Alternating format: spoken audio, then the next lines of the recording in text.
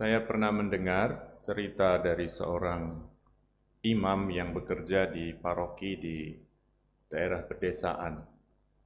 Dia bercerita tentang pengalamannya bekerja di sana dan berelasi dengan umat yang ada di sana. Di antara sekian banyak umat yang dilayani, selalu ada yang punya catatan-catatan tertentu. Dan salah satunya pada waktu itu adalah sebuah keluarga, paling kurang pasangan suami istri yang sudah lama tidak datang ke gereja untuk ikut misa dan tidak terlibat juga dalam kehidupan menggereja lainnya. Maka suatu ketika Romo ini datang ke rumah mereka. Anda yang belum bisa membayangkan rumah-rumah di desa ini berbeda dengan rumah di kota ya. Kalau rumah di kota, apalagi di sekitar Wisma Karmel ini, kita tidak bisa langsung masuk. Sudah ngebel gitu belum tentu dibukakan. Tapi kalau rumah di desa ini kita bisa langsung masuk ya, dan bagian dari tradisinya juga belum tentu itu suatu yang melanggar kesopanan ya.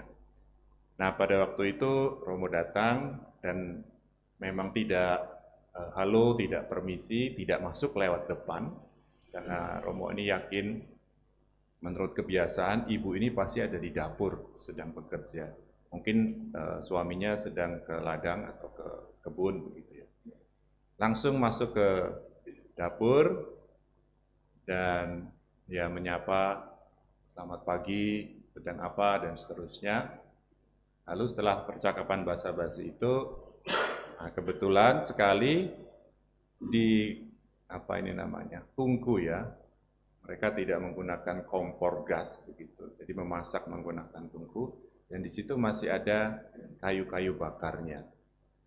Lalu Romo ini mengambil salah satu dari kayu bakar itu dan memisahkannya dari kayu-kayu yang lain yang membakar alat masak itu. Dan tidak lama kemudian kayu bakar itu arangnya mati. Tidak lagi mengeluarkan api, tidak mengeluarkan panas, tapi menjadi kayu yang gosong, yang hangus hitam, tergeletak begitu saja.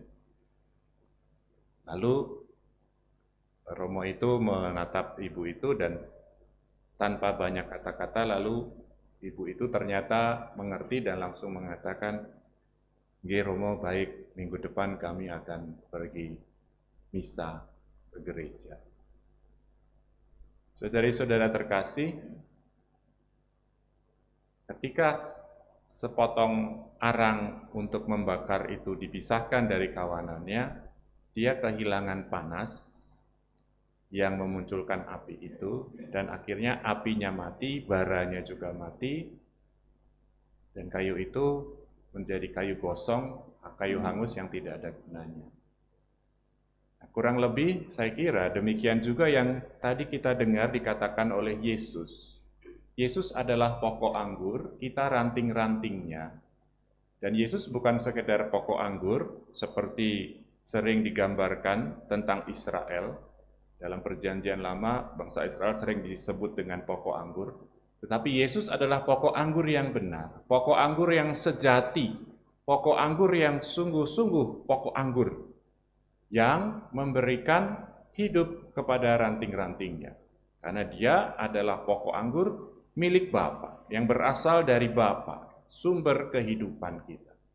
Maka kalau ranting ini mau berbuah, kata Yesus, harus tinggal tetap dalam pokoknya, harus terus tersambung, terkait, terhubung dengan sang pokok ini.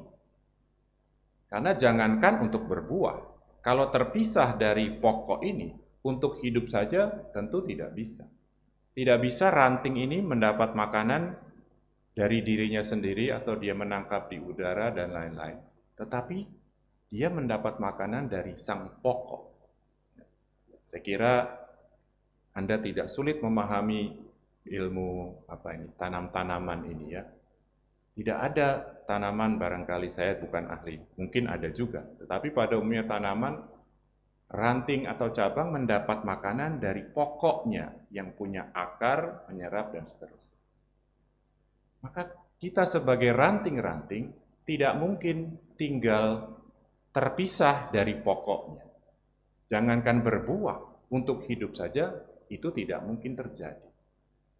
Nah, saudari-saudara terkasih, dalam satu kesempatan mendampingi anak-anak biak, ya, juga peserta penerima komuni pertama, saya katakan kepada mereka ketika mereka bertanya, lalu gimana caranya Romo untuk tinggal dalam Yesus? Nah, sini Romo kasih tahu, Romo punya 3 jurus nih. Yang pertama, kalian harus rayakan Ekaristi. Oh iya Romo, tiap hari ya? Iya Romo, kami bisa misa online tiap hari. Pinter, ajakin mama papa ya. Yang kedua, baca kitab suci juga setiap hari.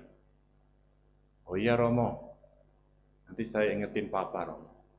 Hebat sekali. Yang ketiga, doa pribadi ya setiap hari. Ini Romo ajarin meditasi. Lalu saya ajari mereka meditasi. 1 menit cukup buat anak-anak. Saudara-saudara terkasih, tinggal dalam Yesus berarti kita punya relasi yang terus-menerus dengan Yesus. Dan itu tadi saya percaya adalah 3 pilar yang utama dalam relasi kita dengan Tuhan. Ya, kita rayakan Ekaristi, kita sediakan waktu untuk mendengarkan firman-Nya dengan membaca kitab suci, kita sediakan waktu intim bersamanya, quality time bersamanya, tanpa kata, tanpa pikiran, hadir saja di hadapan Tuhan. Itu sudah sungguh-sungguh luar biasa. Tetapi apakah itu cukup? Saya kira itu cukup. Tetapi ternyata waktu saya renungkan kemudian, saya baca lagi firman ini, ternyata kita masih punya keharusan untuk melakukan satu hal yang lain. Ya, tinggal dalam firman Yesus. Dan Yesus memberikan firman-Nya, memberikan perintahnya kepada kita agar kita saling mengasihi. Pertama-tama mengasihi Bapa, lalu saling mengasihi. Nah, tindakan mengasihi ini juga adalah tindakan nyata kita tinggal dalam firman Yesus. Ada satu cerita tentang tapi peran utamanya adalah seorang ibu. Ini ceritanya tentang dia dengan suaminya. Suatu ketika dia cerita kepada saya, dia mendapati bahwa suaminya ini punya will, ya. Ada orang ketiga, mereka punya affair, punya hubungan diam-diam begitu ya. Lalu dia mendapati itu dan terus terang dia katakan, saya marah sekali Romo, saya kecewa, saya marah, saya ada dorongan dalam hati saya, kalau bisa saya ingin melakukan segala tindak kekerasan yang bisa saya pikirkan. Tapi Romo, loh kenapa Bu? Saya juga tiba-tiba mendengar dorongan dalam hati saya mengatakan, ya jangan lakukan itu. Kamu tidak tahu apa yang terjadi di dalam hati suamimu dan juga temannya itu. Terus lalu bagaimana? Akhirnya saya ketemu, kebetulan dia teman kerjanya Romo, jadi saya tahu. Akhirnya saya buat janji dengan dia, saya bertemu dengan dia. Dan kemudian saya tidak marah Romo. Saya tanya, benar terjadi, mengapa, dan seterusnya. Akhirnya yang terjadi adalah bukan kemarahan, tetapi malah sebuah relasi yang baru. Karena ternyata perempuan ini punya masalah dalam keluarganya, punya masalah dalam hidupnya, dan karena tekanan dan lain-lain, akhirnya terjadilah one thing led to another.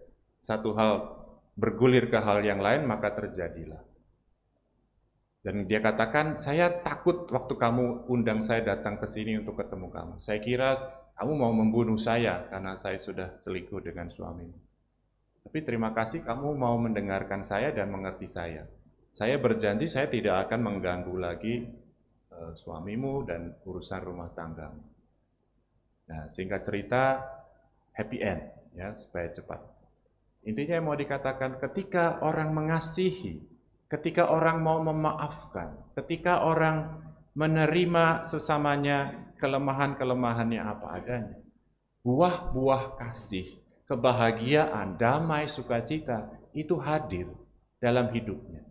Dan ini nyata, bukan teori semata. Memang tidak gampang, tidak setiap orang bisa dengan mudah melakukannya. Tetapi itu nyata.